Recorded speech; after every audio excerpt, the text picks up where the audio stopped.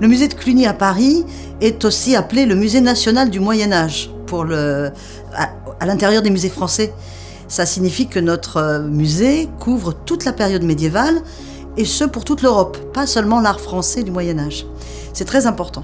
Et il est dans un monument extraordinaire qui a beaucoup de relations avec l'exposition qui est en ce moment à Paderborn, puisque c'est un monument à la fois antique et médiéval, dans la mesure où le visiteur découvre dans un premier temps la salle froide, le frigidarium, des bains romains de la ville de Lutèce, qui était la ville romaine de Paris, et ensuite il parcourt tout le Moyen-Âge, depuis le début, donc la période mérovingienne et carolingienne, jusqu'à la fin du XVe siècle, même le début du XVIe siècle pour l'art de l'Europe du Nord.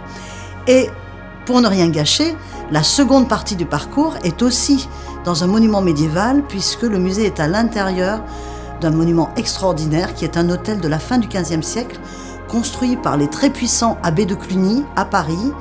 Et c'est pourquoi nos visiteurs ont à la fois le contenant qui est terme romain, monument médiéval, et le contenu qui sont des collections antiques et médiévales. C'est donc un parcours très historique et de délectation. Et j'ajouterai, pour finir, qu'il a une nouvelle présentation depuis 2022. Il a donc une muséographie toute nouvelle, ce qui fait que les visiteurs, même qui le connaissent d'avant, peuvent revenir et redécouvrir le musée de Cluny.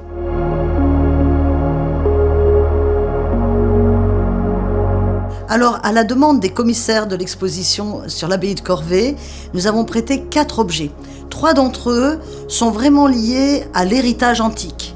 C'est-à-dire que ça se trouve dans la première salle, où les visiteurs découvriront notamment les liens artistiques, mais aussi culturels, entre la ville de Constantinople, au tout début du Moyen-Âge, au VIe siècle, et les civilisations occidentales. C'est très important pour comprendre l'héritage, qui est une des questions fondamentales que pose l'exposition à l'endroit de l'abbaye de Corvey, et par-delà Corvey, à l'endroit de toute la civilisation carolingienne. Et puis la 4e pièce, elle se trouve dans une autre situation d'exposition.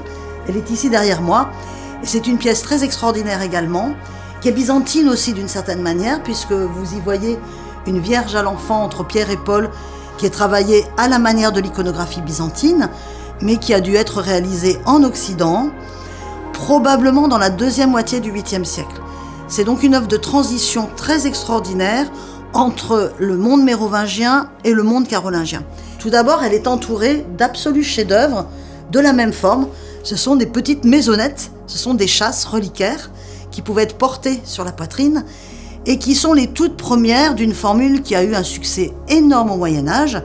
J'en veux pour preuve, au XIIe, XIIIe siècle, toutes les chasses en émail de Limoges, par exemple, en forme de petites maisons.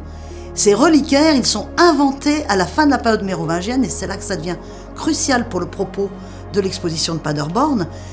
C'est un absolu succès commercial que d'imaginer que dans une abbaye, il y a des reliques. Et pour venir prendre la vertu d'un saint, on va dans l'abbaye. C'est totalement business-minded, si je puis me permettre cet anglicisme. Et cette invention, elle appartient à la fin du monde mérovingien. Elle accompagne les premières vies de saints, en fait. Le tout premier à faire ça, c'est Dagobert, qui va à Saint-Denis se faire inhumer auprès de Saint-Denis. C'est pourquoi cette forme, elle est si intéressante pour parler de la transition entre Antiquité et période carolingienne, mais aussi entre première dynastie mérovingienne et période carolingienne. Parce qu'on oublie souvent que les Carolingiens, qui prennent par un coup d'État le pouvoir, ne cessent ensuite d'entretenir la mémoire de ceux qui les ont précédés immédiatement et qui sont le monde de transition entre Antiquité et Moyen-Âge. Voilà pourquoi elle est ici, assez modeste à côté des chefs-d'œuvre de chasse reliquaires qui l'entourent dans la salle, mais elle a d'autant plus de sens qu'elle est travaillée au repoussé, en argent certes, mais exactement à l'identique de ces extraordinaires feuilles en cuivre qui ont été mises au jour dans l'abbaye de Corvey. On voit donc tout un process esthétique et technique qui permet de façonner des objets très importants, soit pour la liturgie, soit pour la vénération, qui sont les deux angles pour les artistes de confection d'œuvres en objets mobiliers. Puis il y a aussi la question des scriptoria dans les abbayes qui permettent d'entretenir une esthétique très proche. Si vous prenez certaines images dans les manuscrits contemporains, vous y retrouvez les mêmes codes esthétiques que sur des objets comme ceci. Il y a donc une esthétique du début de la période carolingienne qui est commune à toutes les pratiques artistiques.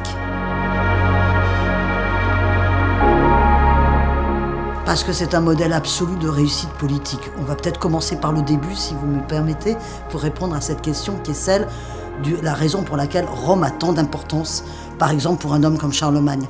C'est pas seulement parce qu'il y voyage, il y va parce qu'il il cherche à reprendre le modèle de l'absolue réussite impériale du point de vue de la conquête territoriale et de la politique par la paix d'un immense territoire.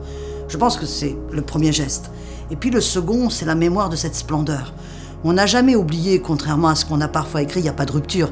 Il y a au contraire une transition et des héritages, des emprunts, parfois des citations, parfois des improvisations à partir d'eux.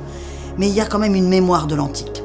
Et au plus près de l'antique, il y a la ville de Rome où il est couronné.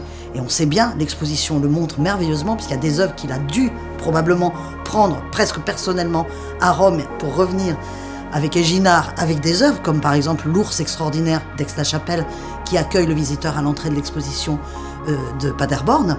Eh bien, dans la même idée, les artistes cherchent à trouver des livres pour copier les livres de l'Antiquité.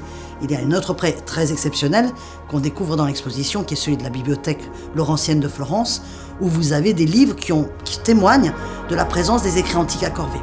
Cette mémoire, cette transition, elle est tellement importante que ça va jusqu'au code couleur. Par exemple, le choix du grenat que vous voyez sur le côté de la petite châsse, que vous voyez sur les autres chasses qui sont autour d'elle, c'est le choix de la couleur pourpre, de la couleur impériale, du rouge impérial.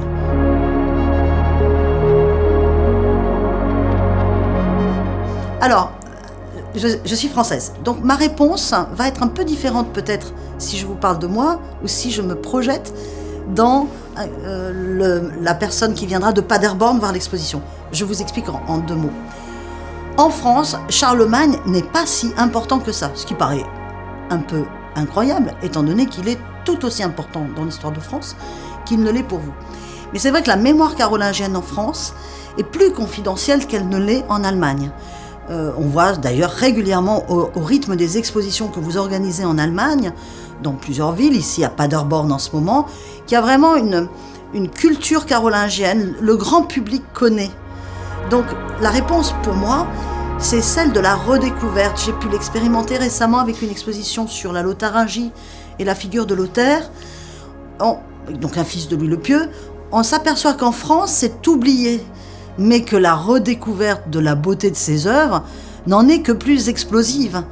Alors ici, les gens ont déjà les codes, vont être absolument enchantés de découvrir de nouvelles œuvres, mais sur un territoire qui est identitaire, je pense, chez vous.